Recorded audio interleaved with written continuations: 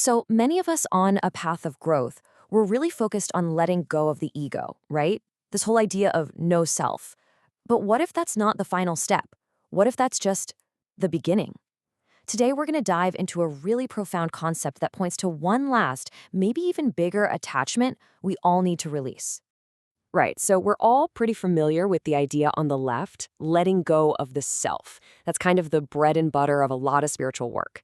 But what we're exploring today is what comes after that. It's this wild idea of letting go of the path itself. The methods, the teachings, the very framework of our journey. And this brings up a huge question. I mean, you've worked so hard to loosen the grip of the ego. But what if the very tools you use to do that, the practices, the rules, that whole identity of being a spiritual person, what if that's become the final chain that's holding you back? And that leads us to this amazing concept of an unbound mind. It's kind of like the ultimate unlocked state. In Chinese, the term is wu zhuo wu fu, which literally means something like no sticking, no tying. So let's break down what this state of complete and total freedom really feels like. Okay, so it really breaks down into two key parts. Unattached, that means you're not clinging or sticking to any object, any thought, any outcome. And then unbound, that means you're not limited or defined by any structure, any system, not even your own really good habits. It's just a totally profound level of freedom. And here's where it gets really radical. We're not just talking about freedom from our bad habits or negative patterns. This means being unattached to the stuff we really cherish on our path. Our good deeds, our spiritual practice, the teachings we follow, even the goal of liberation itself. Okay, I know what you're probably thinking right now. Hold on a second. Are you saying I should just stop meditating, stop trying to be kind, just toss all the books out the window? That is a really important question, and it points to a huge misunderstanding people have about this concept. And the source text gives us this beautiful, beautiful clarification. It says, 于提切善根，心生尊崇. And what that means is, toward all good roots, the heart gives rise to respect. So no, this is not about becoming a nihilist. The foundation for this ultimate freedom is, believe it or not, a deep, profound respect for the path itself. So here's the key. It's a two-stage process. You can't just skip to the end. First, you have to fully dive in. You master the practices, you honor the rules, you do the work. Only after you've completely integrated all of that, only then can you start to let go of your attachment to it all as part of who you are. So what does this actually look like in the real world? What does an unattached and unbound person even do all day? Well, it's not someone who does nothing, it's someone who does everything, but is defined by none of it. And the source text confirms this completely. It doesn't say, with an unbound mind, sit around and do nothing. It says to accomplish all actions with this liberated mind. See, the goal isn't to stop acting, it's to change the inner engine of that action, to shift it from ego and identity to just pure, free-flowing presence. So how does this feel from the inside? Well, let's break it down. A kind act happens. The meditation session happens. A lesson is taught. But that internal narrator, that labeling machine, it just goes quiet.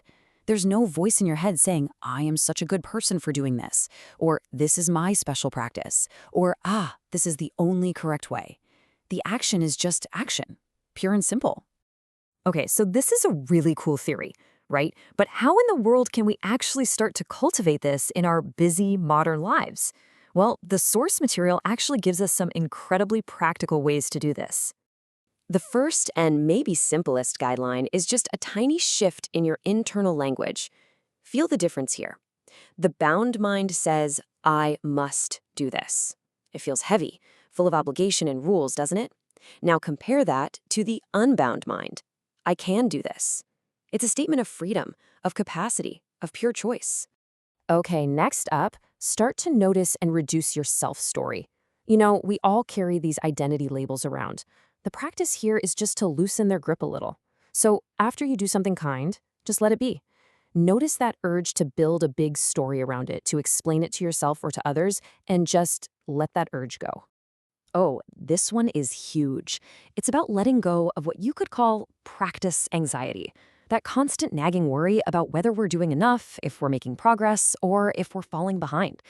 The source reminds us that our fundamental nature, our core awareness, it's completely untouched by all those daily ups and downs. And really, all of these guidelines are leading to this, a fully open state. It's a way of being in the world where you're not constantly pushing things away, or clinging to things, or trying to slap a label on every single experience. You're just allowing reality to flow, completely open, completely aware. You know, when you bring all of this together, you start to realize it's way more than just a new belief or some new technique. What we're really talking about here is a fundamental upgrade to your entire mental operating system.